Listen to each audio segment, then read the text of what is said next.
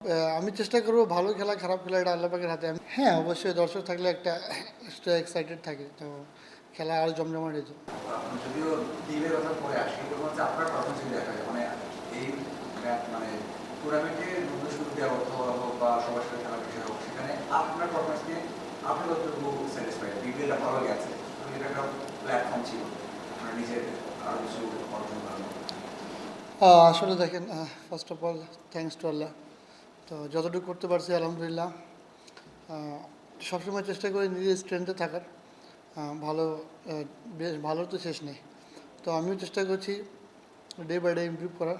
তো যতটুকু পেরেছি আলহামদুলিল্লাহ, ইনশাল্লাহ সামনে আরও চেষ্টা করবো। বলেছেন যখন রাজশাহী খেলেছেন যে আপনার বেশ কিছু ভালো বল আছে, যে তিনটা মানে ট্রাই করে সবসময় খুব ভালো একটা ওয়েপন হতে পারে যে এটা ইন্টারন্যাশনাল লেভেলে আপনি আসলে আপনি কি ইন্টারন্যাশনালের জন্য প্রস্তুত আছেন? এবং ওই তিনটে চারটা যে বল করে সেটা কি ইন্টারন্যাশনালে আসলে বা ন্যাশনাল লেভেলে আসলে ওটা অ্যাপ্লাই করতে পারবেন? আসলে দেখেন, আমি সবসময় চেষ্টা করি আমার স্ট্রেন্থে থাকার। তো আমি আমার স্ট্রেন্থে বিশ্বাস রাখি। রিজিকের মালিক আল্লাহ। আমি চেষ্টা করব ভালো খেলা খারাপ খেলা এটা আল্লাহ পাকের হাতে। আমি আমার সর্বোচ্চ দিয়ে চেষ্টা করব।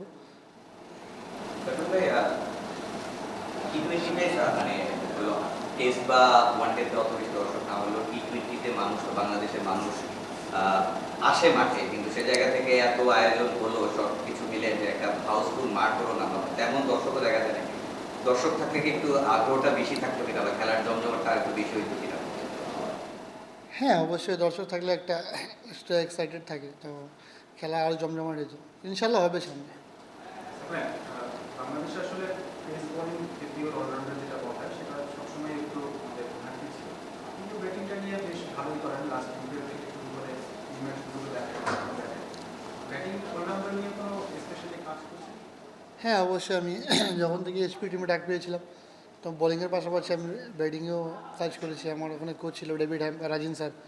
তো উনি আর কি আমাকে আমার যেগুলো ভুল উনি আমাকে ধরাই দিয়েছেন। ওই নিয়ে কাজ করছি আলহামদুলিল্লাহ, ডে বাই ডে ভালো হচ্ছে, সামনে ইনশাল্লাহ আরও ভালো। এই টুর্নামেন্টটাতে আপনাদের টিমের মানে বিদায় হয়ে গেছে, টুর্নামেন্টটা আমাদের একটা ম্যাচ, তো এরপরে বাংলাদেশের ক্রিকেটের একটু ডোমেস্টিক ক্রিকেট বলেন বা ইন্টারন্যাশনাল একটা লং গ্যাপ আছে। আপনার পার্সোনাল প্ল্যান কি, কি করে আপনি আপনার স্কিল বাড়াবেন বা আপনার ফিটনেস রাখবেন, আপনার পার্সোনাল মানে প্ল্যানটা কি? আমি যতটুকু জানি সামনে আমাদের বিসিএল টুর্নামেন্ট আছে। আমি তো ওডিআই ফর্মেটে হবে, তো আমি চেষ্টা করবো আমার সেই হিসাবে আমাকে প্রস্তুত করার নিজেকে। ফিটনেস বলেন, ব্যাটিং স্কিল বলেন, বোলিং সব মিলা হলো আবার প্রসেসের মধ্যেই থাকবো ইনশাল্লাহ। পার্সোনাল ট্রেনার বা কেউ কি আছে যারা আন্ডারে আপনি কোচিং করেন বা ফিজিক্যাল ট্রেনিং করেন, বা স্পেশাল কেউ কি আছে যারা কাজ করেন?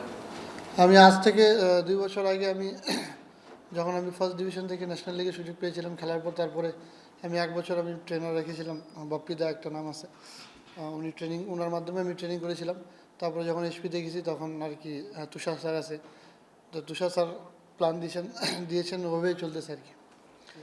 লাস্ট যখন আমি বিপিএলে ছিলাম, ইফতিভাই ছিল, তো উনিও আমাকে প্ল্যান দিয়েছেন, তো আর কি ওনারা দুজন কমিউনিকেট করে আমাকে প্ল্যান দিয়েছেন, আমি ওভাবে প্রসেসে মেনটেন করতেছি।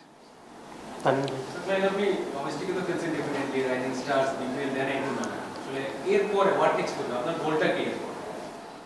আসলে প্রত্যেকটা প্লেয়ারের ইচ্ছা থাকে নিজের দেশকে রিপ্রেজেন্ট করার। আমার ক্ষেত্রে কোনো ব্যতিক্রম না।